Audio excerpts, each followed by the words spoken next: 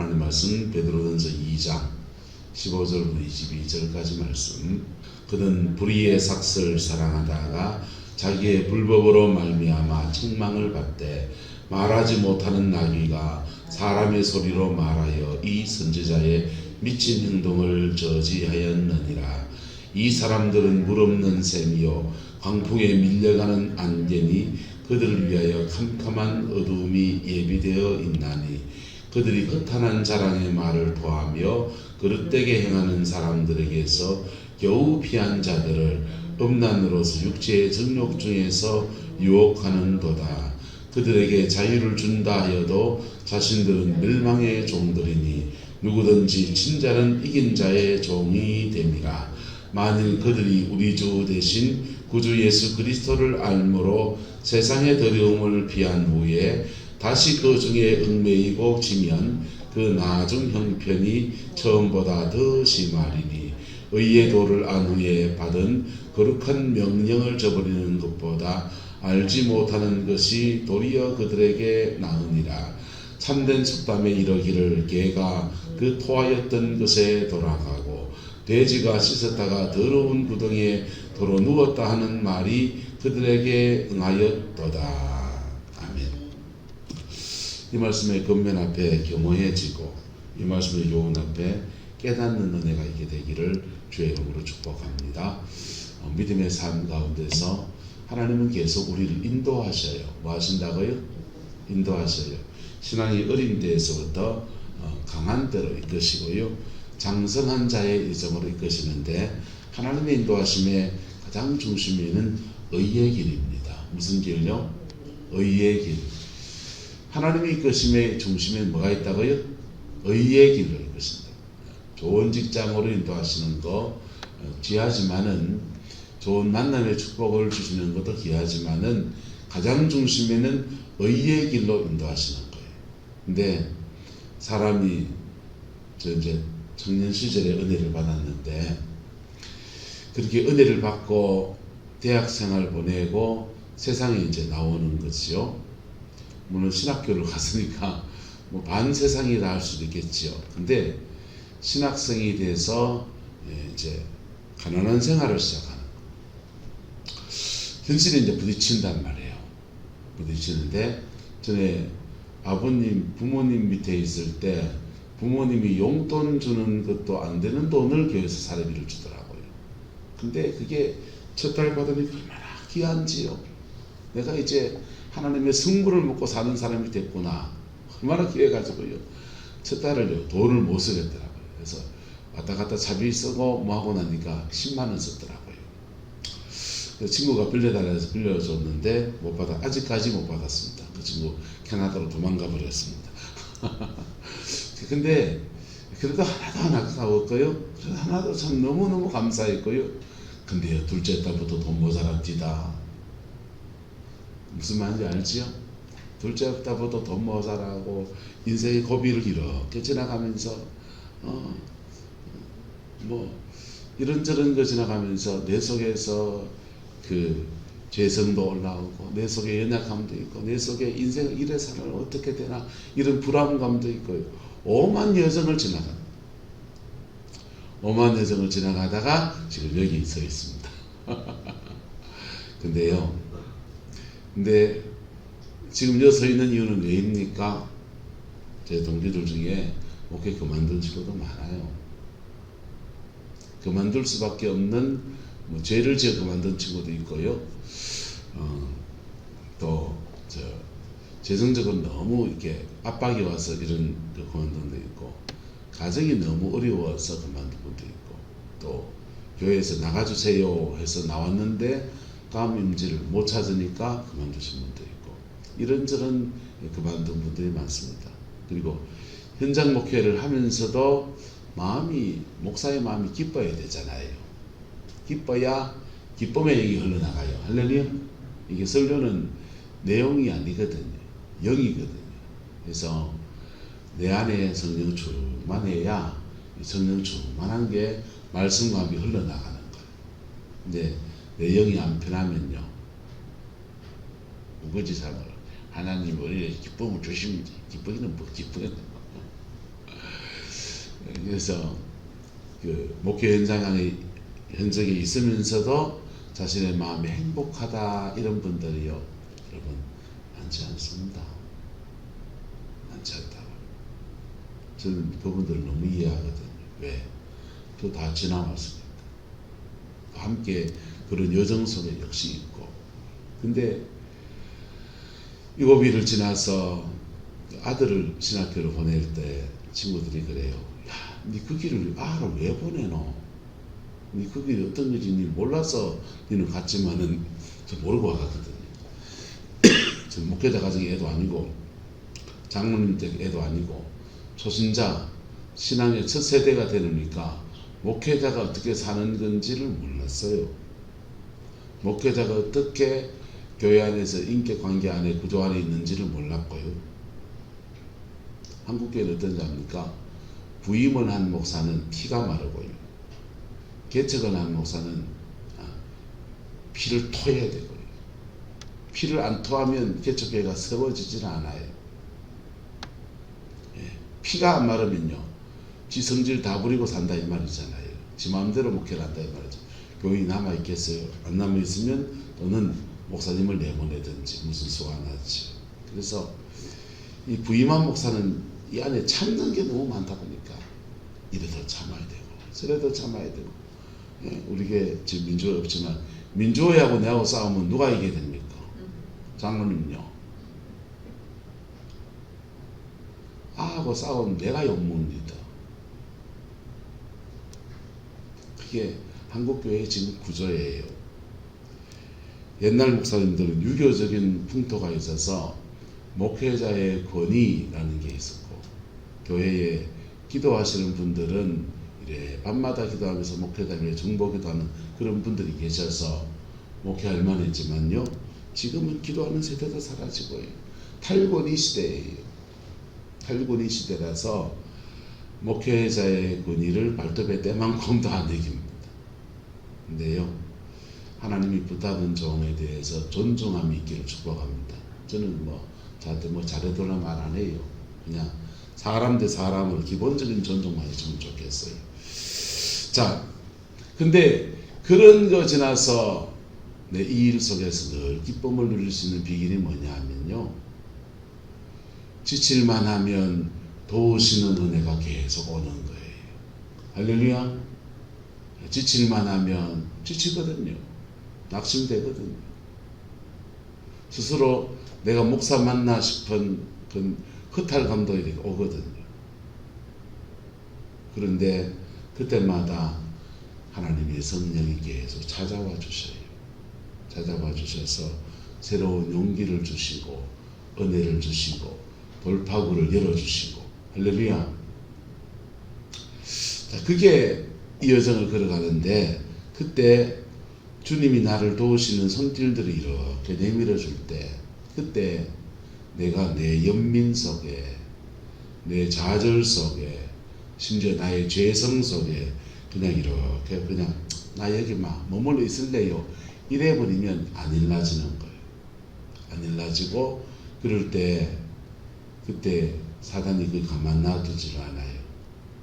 하나님은 사망의 엄침한 골짜기를 다닐지라도 해를 두려워하지 않을 것은 주께서 그때 우리와 함께 하시고 그때 우리에게 지팡이와 막대기로 안위하시는 분이세요.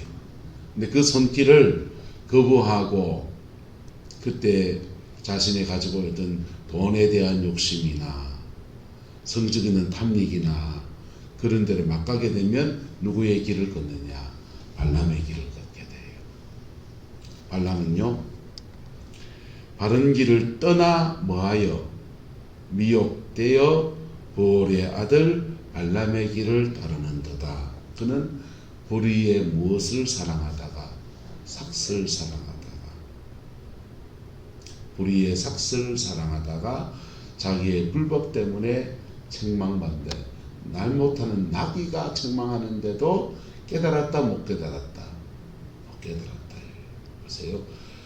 하나님의 간섭하심이 있다 없다? 있죠. 나귀가 말 못하는 나귀가 책망을 하고, 여러분 우리 현실 세계에서는 제 경우에는 제 옆에 있는 후배가 나를 책망할 수도 있고요.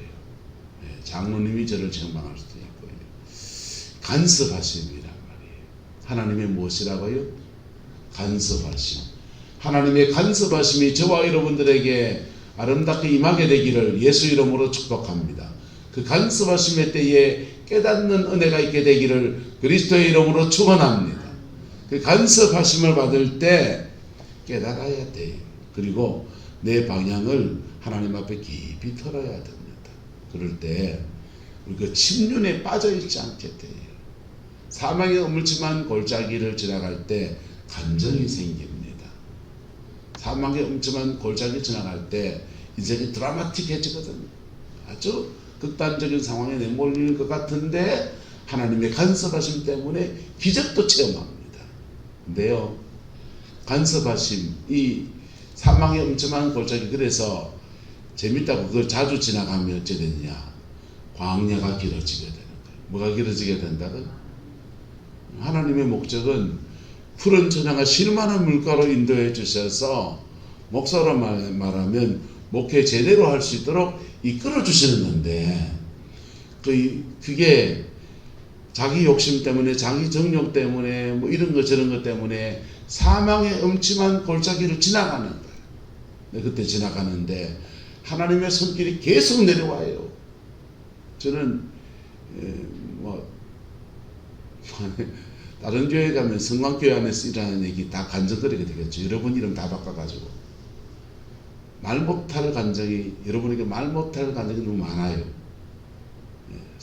여러분들은 얽힌 문제도 있고, 그 고비고비마다 주님이 다 말씀해 주셨단 말이에요. 그 전에 다. 다 말씀해 주셨어요. 그리고 다 말씀해 주시고 지나갔는데도 저는 개인적으로 힘들더라고요. 그리고 낙심에 지쳤을 때 하나님의 인도하심, 위경에서 건지시는 은혜도 경험하고요. 주님의 지팡이가 되어준 역사도 경험하고, 주님이 막대기가 되어준 역사도 경험하고, 이 구룡포에서 분열의 영의 공격이 있었어요. 분열의 영이 제 있는 동안에 분열의 영의 공격이 있었고요. 여러 공격적 공격들이 있었어요. 교회를 향한 공격들이. 그걸 지나가는 고비고비마다 주님이 이렇게 저렇게 인도하셨어요. 그래서 지금 여기 있어요. 여러분, 근데요, 제 경험에 그거 지나갈 때 센치해지고, 그거 지나갈 때 목회가 이런 건가요? 이런가? 그런 생각이 들어요. 저는 목사로서 지나가는 여정이지만은 아마 우리 성도님들은 성도로 살아가는 삶의 여정에서도 가정의 문제나 삶의 문제들 속에 여전한 문제입니다. 은혜 받는다고 해서 집안은 그냥 단번에 나아지는 거 아니잖아요. 은혜 받는다고 해서 남편이 확 바뀌가 여보 이런 거 아니잖아요. 그 여정을 지나가는데 그 순간순간도 오시는 하나님의 간섭하심이 있습니다. 할렐루야. 그 간섭하심 앞에 겸허해지고요. 그 간섭하심은 때로는 우리의 죄를 책망하시는 간섭하심이에요. 그 간섭하심은 때로는요, 우리 같은 사람을 붙여주셔서 다시 은혜를 회복할 수 있는 은총을 주시는 거예요. 그 간섭하심은 때로는요, 기도의 자리에 깊이 어떤 계기 때문에 나왔다가 하나님의 은혜 아래 깊이 세워지는 그 은혜의 역사입니다. 할렐루야. 부산에 있을 때 이제 막 이런저런 목회를 하면서 또 딸고 딸아져가지고 부목사 생활을 하는데 제 밑에 있는 부교육자가 후배죠. 후배가 저를 기어오라는 거예요. 경상도는 서열이 중요하잖아요. 을이 중요해요. 뭐 저런 놈이 다 있노. 서울 가서 목회하면서 보면서 가를 이해했습니다. 서울 가보니까 다 걸투만요.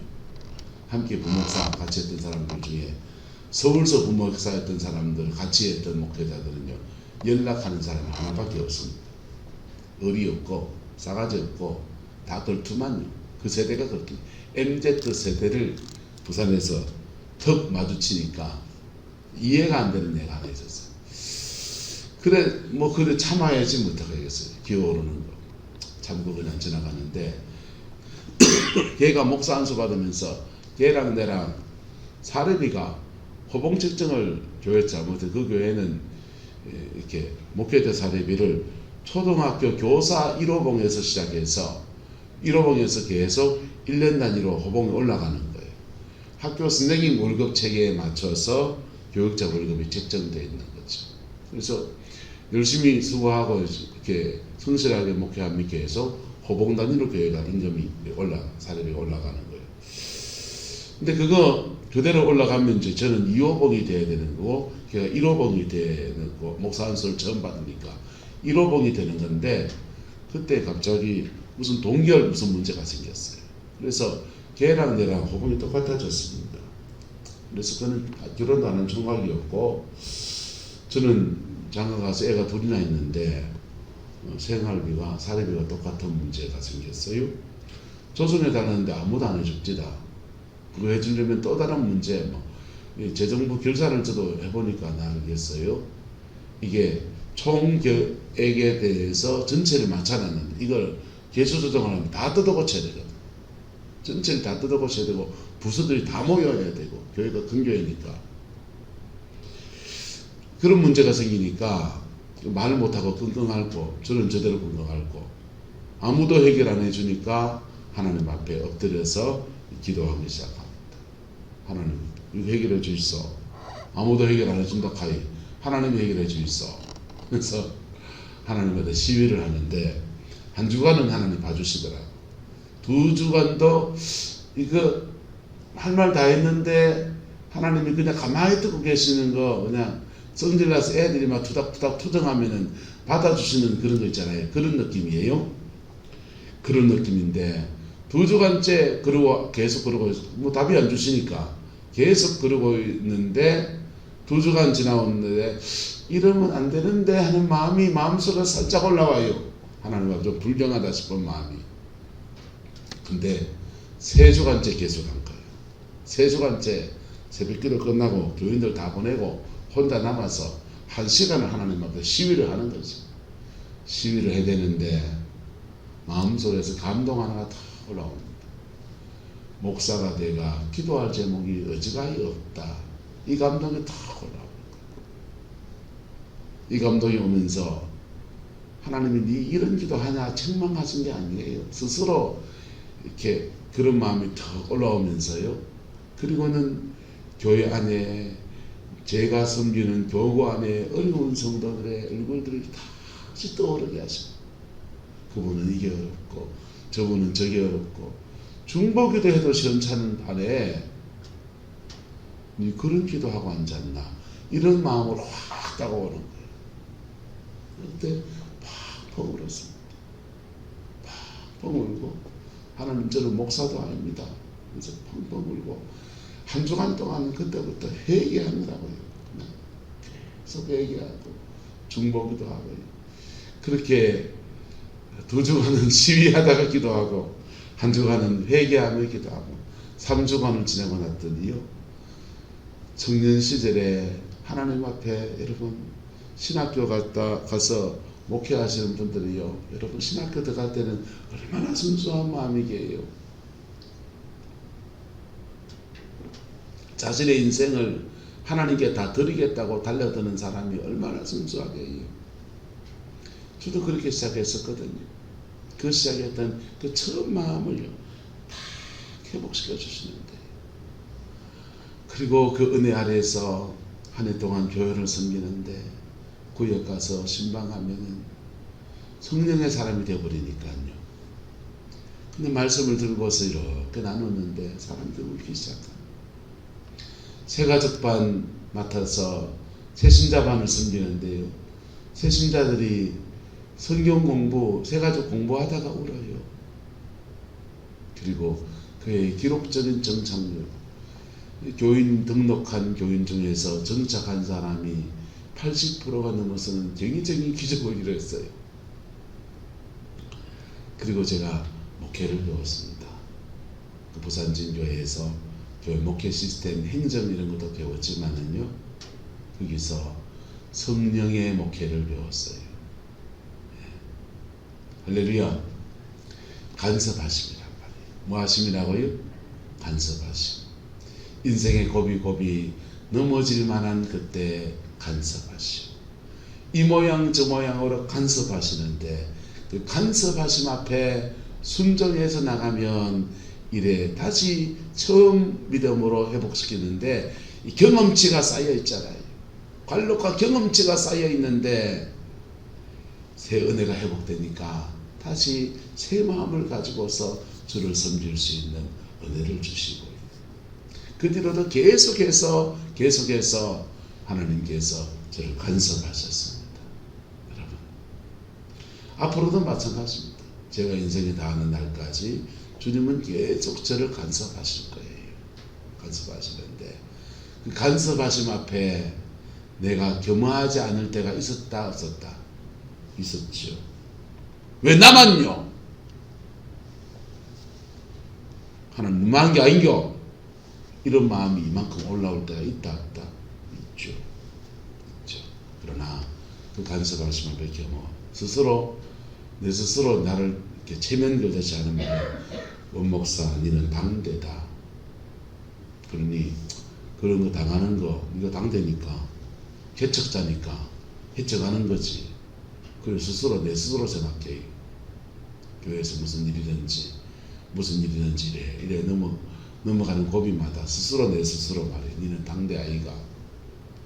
그래서 그때 하나님께 기도합니다. 하나님 자식놈 똑바로 세워주세요. 그리고 주님이 그 약속도 지켜주시고 계세요. 자, 자기의 불법 때문에 책망을 받을 수 있습니다. 근데 말 못하는 나귀를 통해서 말할 수 있고요. 어떤 때는 사람을 통해 말하기도 하고 어떤 때는 기도 중에 기도 되고요. 그럴 때 그 하나님의 간섭하심 앞에 겸허해지는 거예요. 할렐루야.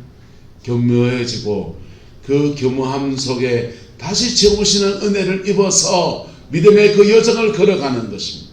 그럴 때 보세요. 이 사람들은 물 없는 뭐가 됩니까? 샘이다. 물이 없다는 말은 한때는 뭐가 있었다? 물이 있었다. 지금 이렇게 완전히 처음부터 거듭나지 않은 데서 어두워진 사람, 원래 어둠에서 어둠으로 간 사람이 있고요. 어둠에서 빛으로 왔다가 다시 어둠으로 간 사람이 있습니다. 지금 제가 말하는 경우는 빛으로 부름 받았다가 다시 어둠으로 돌아간 사람들의 경우를 빗대서 말합니다. 그런 분들은 목회자일 수도 있고 장로님일 수도 있고요. 처음부터 물이 없는 셈이 아니고 처음에는 하나님의 은혜가 있어서 물이 있었고 그런데 그 물이 말라버린 것입니다. 그리고 강풍에 밀려가는 뭐다? 안개입니다. 안개는 물기를 가지고 있습니다. 하지만 그 물기를 땀을 줘버리면 짓게 없어요. 그래서 성령의 기름 부음이 약하기 때문에 남을 안 줘요. 없어서 안 주는 게 아니에요. 죽고 나면 내 살기 힘들거든요. 사역하는 사람은 모르잖아요. 사역하는 사람이 그런 영적인 고통을 짊어지는 거 모르죠. 손은 것이 돈도 안 하는 것 같죠. 아니에요. 영력도 쓰고 기름을 주면서 내 안에 빈자리에 원수가 틈탄다고요. 틈탄 거 털고 또 하고 그러는 거예요. 근데 자기 안에 안개같이 은혜가 떨어져 있으니 약해져 있으니 남 주지도 못하고 허탄한 자랑의 말을 무용담 옛날에 이런 거 했다 말할 수 있죠. 또 저같이 신학적인 거 알고서 여기 원리를 알고서 이렇게 설명을 잘할 수도 있고요. 하지만 허탄한 뭐가 됩니까? 자랑의 말을 토하여서 근데 실제로는 행동하는 그래서 토하여서 그릇되게 말하는데 그릇되게 행하는 사람들을 겨우 피해서 구원에 이른 사람들을 결국은 뭘로 미혹한다? 음란으로서 육체의 정욕 중에 미혹하는 도다 이렇게 말했습니다. 그들에게 뭘 준다고 말합니까? 자유를 준다 하여도 자신들이 무엇의 종이다? 멸망의 종이고 멸망의 종들은 자유를 준다고 말해도 진짜 자유를 줄 수 있다 없다? 없지요. 그리 만일 그들이 우리 주 대신 구주 예수 그리스도를 알므로 세상의 더러움을 뭐한 후에 피한 후에 다시 그 중에 얽매이고 보면, 근데 보세요. 여기서 좀 어두움, 우리는 예수 믿기 전에 옛 사람을 가지고 있어요. 옛 사람을 통해서 사단이 역사해요. 그래서 예수를 믿고 중생 거듭나면 영혼을 청소하시는 거예요. 하나님이 청소하시면서 성령이 임해요. 성령이 임했는데 옛 사람은 여전히 있다 없다? 있다고 해요. 여전히 있어서 중생할 때 어떤 사람은 3일 정도 완전한 거룩함을 경험하게 돼요. 저는 그 3번을 경험해서 무슨 말을 하는지 알아요? 요한 웨슬레의 간증을 보면 중생할 때, 사람이 거듭날 때 한 3일 4일 정도 완전히 영혼이 정결해져서 마치 천국을 사는 것과 같은 그런 영적 상태를 가지는 경우도 있고, 저는 그거를 하루 반나절을 경험해 봤어요. 반나절을. 그래서 3일은 못 가봤습니다. 근데 그게 무슨 뜻인지 알아요? 그런데 그렇게 은혜를 입어서 완전히 거룩함을, 그래서 성결교단이 교리가 나온 거예요. 완전히 성결해지는 것과 같은 은혜를 입게 되는데, 될 수도 있는데, 그런데 그게 지속이 된다 안 된다? 지속이 안 돼요. 지속이 안 되고 우리는 또 이 세상에 살아가고요. 그러면서 우리의 옛 사람과 그 사람이 함께 막 같이, 세 사람이 같이 막 뒤엉켜서 살아가는 그런 현상들이 일어나는 거예요. 그걸 이길 수 있도록 계속 성령이 공급이 돼야 돼요. 할렐루야. 이길 수 있도록 계속 주님의 간섭하심이 주어져야 돼요.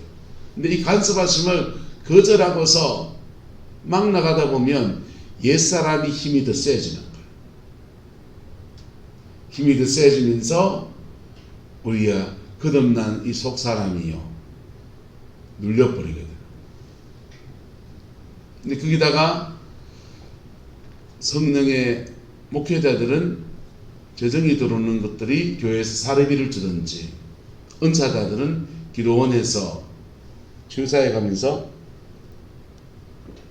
성도들이 헌금해 주는 걸로 살잖아요. 그런데 이 돈이 갈랑갈랑하면 이거 기도해 줄 때 돈을 얼마를 받게 뭐 들까 생각이 들까 안 들까? 들지요.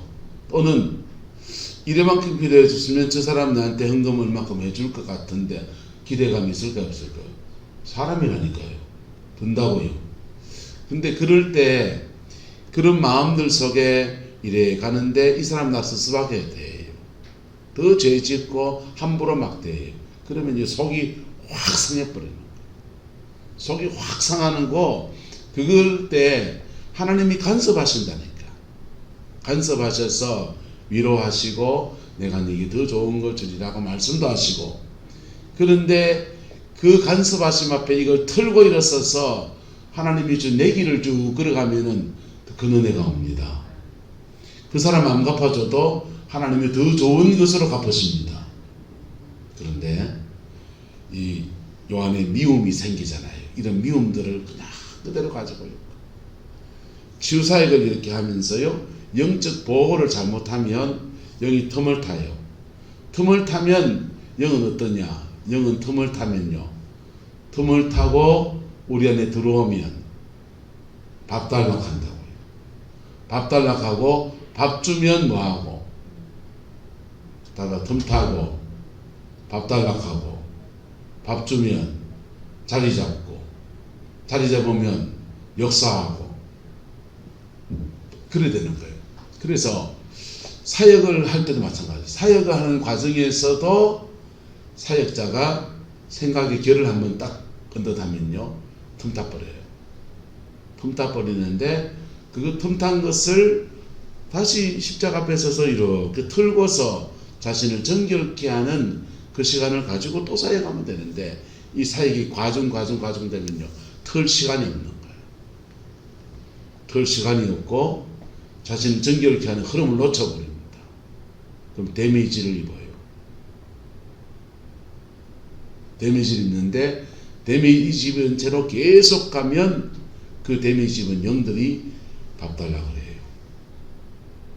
밥 달라 그러는데 그 밥을 음란이다. 음란. 밥 주잖아요. 한국계 부흥사님들 중에서 부흥에 열심히 하고 한 3, 4일 동안 은혜를 많이 끼쳐서 사람들 그렇게 은혜를 끼치고는요. 그거 금요일 부흥이 끝나고 난 뒤에 금요일 저녁에 혼자 노래방 가서 신나게 그냥 내 나이가 어때서 이거 하는 분이 계실 수 있다고요. 무슨 뜻인지 알겠어요? 왜요? 여기 덤타고 그 영을 이제 해소하는데 끌고 가서 향락으로 끌고 가고 그런단 말이에요. 그게 빠져버리게 되면 자기도 모르게 음란의 영에 교만의 영에 별별 영들에게 공격받은 상태에서 그렇게 돼버려요. 그래서 그들이 만일 그들이 우리 주 대신 구주 예수 그리스도를 알므로 세상의 더러움을 모한 후에 피해서 깨끗해지고 목사도 되고 깨끗해져서 장로님도 되고 깨끗해져서 은사자도 되고 그랬는데 다시 그 중에 얽매이는 고비에 간섭하심이 있다 그랬다고. 간섭하심 그렇게 가지 말라고 간섭하심이 있는데 그 간섭하심 앞에 있는데도 불구하고 계속 가버리게 되면 그 나중 형편이 처음보다 더 뭐해진다. 심해진다. 의의 도를 안 후에 받은 거룩한 명령을 저버리는 것보다 차라리 알지 못하는 것이 도리어 그들에게 뭐하니라 나으니라. 참된 속담에 이르기를 개가 그 토하였던 것에 뭐하고 돌아가고 돼지가 그 더러운 구두위에 도로 누웠다는 말이 그들에게 옳도다 이렇게 말합니다. 저는 이게 무섭거든요. 이 말씀이. 네, 제가 지나가 봐서 알아요. 예수님께서 베드로에게 원래 베드로의 이름은 베드로가 아니잖아요. 게바잖아요. 게바에게 시몬이죠. 시몬이었잖아요. 시몬에게 너는 게바 베드로다 이름을 새로 지어줍니다. 영어로 보면 이 베드로가 피터예요. 피터. 너를 다시는 시몬이라 하지 않고 게바라 하리니 베드로라고 하리니 이 반석 위에 나의 교회를 세우겠다 위대한 소명을 주시면서 주님이 그렇게 말씀하셔요. 근데 그 주님이 새 이름을 주신 주님이 가끔씩 베드로에게 시몬이라고 부르십니다. 베드로가 가룟 유다가 예수님 팔아치울 때 미혹을 베드로가 받았는 것 같아요. 그때 주님이 베드로에게 말해요. 시몬아 시몬아 사단이 밀가부로 타려고 너를 청구하였으나 내가 너의 믿음이 떨어지지 않도록 기도했다. 너 마음을 돌이킨 후에 너의 형제들을 굳게 하라. 이렇게 권고하십니다. 이게 간섭하심이에요. 뭐 하심이라고요? 간섭하심. 간섭하심을 받아서 베드로가 약해진 마음을 돌이켜 주여 내가 그렇습니다. 유다도 팔아치우려 했지만 나도 그런 마음이 언뜻 들었습니다. 뭐 그렇게 회개하면은 이게 간섭하심 앞에 은혜로 무장이 되는데 이 간섭하심의 앞에 겸허하지 않으니까 가룟유다는 예수님 팔아치웠지만은 베드로는 칼 준비해서 예수님 나 호위할 거다 막 그래 놓고는요 성전 잡혀가시는데 예수님 따라가다가 3번을 부인하는 것. 그 중에 한 번은 저주하며 부인합니다. 그래 믿음 배반하고 도망자가 되어버리는 거예요. 근데도요 그 베드로에게 또 디베랴 바닷가에 있는 베드로에게 찾아오셔서 바요나 시몬아 네가 나를 사랑하느냐 또 시몬이라고 부르시는 거예요. 간섭하심이에요. 계속해서 베드로에게 간섭하십니다. 간섭하실 때 베드로가요 하나님 앞에 엎드리는 거예요. 주님 앞에 정직한 고백을 올려드리는 겁니다.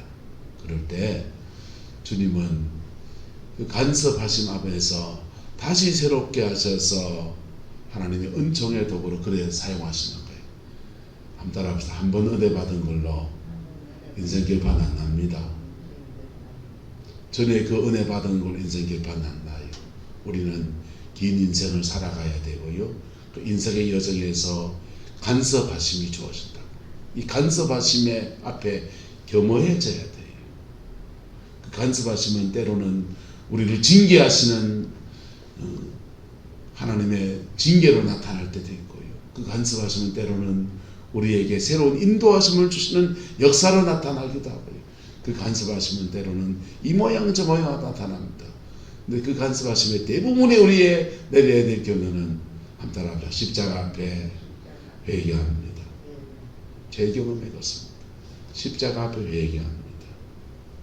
그럴 때 그 간섭하심이요, 나를 다시 회복시키시고 다시 이끌어서 이런 여정을 지나서 지금 여기서 있게 하나님이 이끌어주시는, 또 다음 걸음은 또 이끌어 가시죠.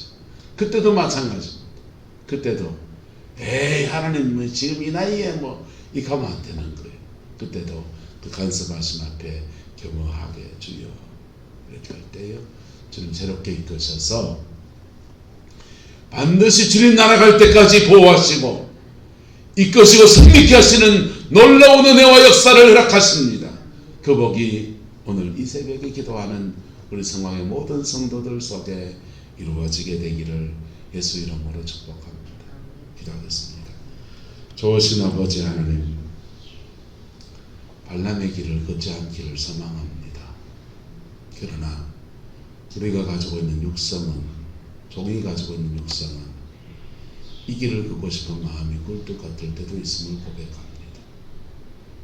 주님, 지금까지 간섭해 주신 은혜를 감사합니다. 때로는 징계하셨지만 감사합니다. 때로는 책망하셨지만 감사합니다. 다시 회복시키시고 다시 이끌으신 주님께서 우리 인생을 또 이끌어갈 줄 믿습니다. 이 은혜가 또한 우리 모든 성도들에게도 임할 줄 믿습니다. 성령님 간섭하여 주옵소서. 성령님 역사해 주옵소서. 성령님 이끌어 주시어서 예수 안에서 남은 인생 반드시 열매맺는 여정으로 간섭해 주시고 인도해 주시고 이끌어 주셔서 주님의 영광을 볼 수 있게 축복하여 주옵소서. 주께서 함께해 주시기 원합니다. 예수님의 이름으로 축복하며 기도드리옵나이다.